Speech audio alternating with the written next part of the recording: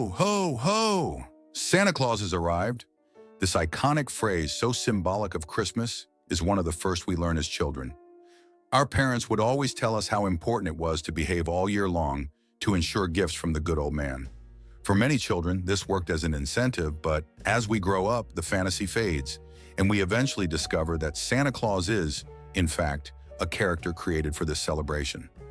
However, is the story of Santa Claus just a myth? After all, was there a real person who inspired the world's most beloved old man? I am an evangelical, and I'm here to share with you the details of this story and how it evolved into the figure we know today.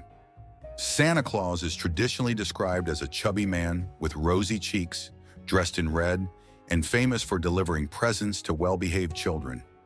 In the most popular version, he lives at the North Pole with Mrs. Claus, assisted by countless magical elves and flying reindeer.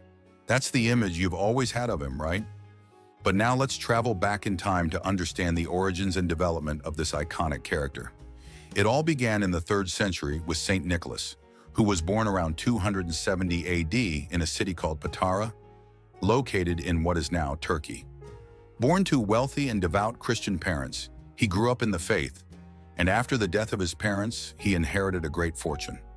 Nicholas decided to use this inheritance to help those in need. One well-known legend says that during that time, poor families who couldn't afford dowries for their eldest daughters were forced to sell them into prostitution. Knowing this, Nicholas anonymously donated gold to these families by placing it in stockings hanging by the fireplace to dry. This practice inspired the tradition of placing gifts in stockings, which remains common in some countries, such as the United States. Acts like these made Saint Nicholas famous, solidifying his reputation as a generous and charitable person. He often made his donations at night, further reinforcing the connection to the Santa Claus we know today. Saint Nicholas was known not only for his generosity, but also for his steadfast defense of the faith. He became the Bishop of Myra in a rather unusual way at the age of 30. When the previous bishop passed away, the priests of the region debated who should be his successor, as the selection of bishops at that time was not directly overseen by the Pope. They decided to entrust the choice to the Holy Spirit and determined that the next bishop would be the first man to enter the temple. To everyone's surprise, it was Nicholas who entered, and he was then named the Bishop of Myra. A controversial and curious episode in his life occurred during the Council of Nicaea in 325. At the time, more than 300 bishops were debating the nature of the Holy Trinity. During the discussions, a man uttered a grave heresy, dishonoring Jesus Christ and the Virgin Mary. Saint Nicholas, filled with indignation, slapped him across the face. Despite the consequences of this action, he was forgiven. Saint Nicholas passed away in the year 343, but his fame extended far beyond his lifetime. Throughout his journey, he became associated with numerous miracles, particularly those involving sailors, who claimed that their prayers to Nicholas calmed storms at sea. For this reason, he was recognized as the patron and protector of many groups, from sailors to prisoners. His death is also surrounded by remarkable stories. It is said that after being buried in Myra, his tomb began to exude a fragrant liquid with miraculous properties. According to legend, a single drop of this liquid could cure various ailments, from blindness to paralysis. In 1087, during the Crusades, sailors stole St. Nicholas's body and transported it to bury Italy. To this day, the city holds an annual celebration commemorating the arrival of his remains. One of the most remarkable stories about St. Nicholas occurred during the Middle Ages. It is said that he appeared at an inn, where the owner had murdered 3 boys and hidden their dismembered bodies in barrels. St. Nicholas not only discovered the crime, but also resurrected the children, reinforcing his association with the protection of children. Around the year 1200, St. Nicholas was recognized as the patron saint of children and the bearer of magical gifts. His feast day, December 6th, became an occasion for celebrations in his honor. In the 12th century, French nuns, inspired by the saint, began distributing sweets to children on this day, associating the tradition of gift-giving with his memory. The legend said that St. Nicholas left sweets for well-behaved children and a whip to frighten disobedient ones. Despite the Protestant Reformation, which discouraged the veneration of saints, St. Nicholas retained a positive reputation. especially in the Netherlands. It was from Dutch traditions that he began to be associated with Santa Claus.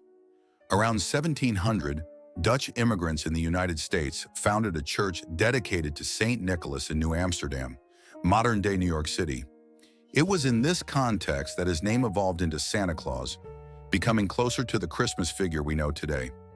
The stories of Saint Nicholas started gaining popularity in the United States, but it was in 1823 that the foundation for what we now know as Santa Claus was established. That year, Clement Clarke Moore, a theologian, writer, and professor of Oriental and Greek literature, wrote a poem titled A Visit from Saint Nicholas for his daughters. The poem was eventually shared by a woman named Harriet Butler with the New York Sentinel, which published it that same Christmas. The poem narrates the story of a father who, on Christmas Eve, hears a noise in the yard. Looking out the window, he sees a sleigh full of presents, pulled by 8 tiny reindeer. The old man steps out of the sleigh, climbs onto the roof, and enters the house through the chimney to leave the presents. As he exits the same way, his clothes are covered in soot. At that moment, the father realizes that the visitor was Saint Nicholas. The poem describes Saint Nicholas as a man with hair and a beard as white as snow, rosy cheeks, a nose like a cherry, a broad face, and a belly that shook like a bowl of jelly. This work was crucial in shaping the modern image of Santa Claus. It popularized the idea of the old man with a sleigh, entering through chimneys and leaving gifts before disappearing. The poem quickly gained fame, being translated into various languages and adapted by different cultures. However, there were still disagreements about how Santa Claus should be depicted. In some representations, he was still drawn as a saint, while others showed him as a thin man. It was in 1862 that cartoonist Thomas Nast began creating illustrations of Santa Claus for Harper's Weekly magazine. Over 30 years, Nast refined the character's image, adding new details with each edition.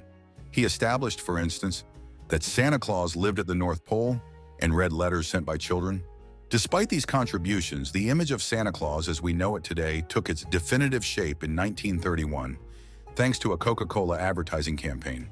The company hired illustrator Haddon Sundblom to create a cheerful and healthy Santa Claus who would embody the Christmas spirit.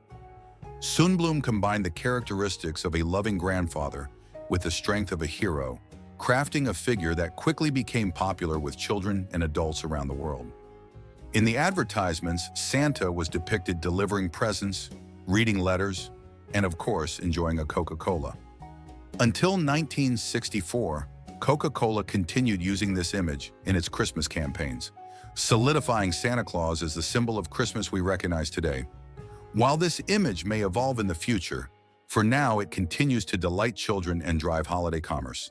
And did you already know the story behind the real Santa Claus and how his image was created? Wishing everyone a Merry Christmas and a big hug.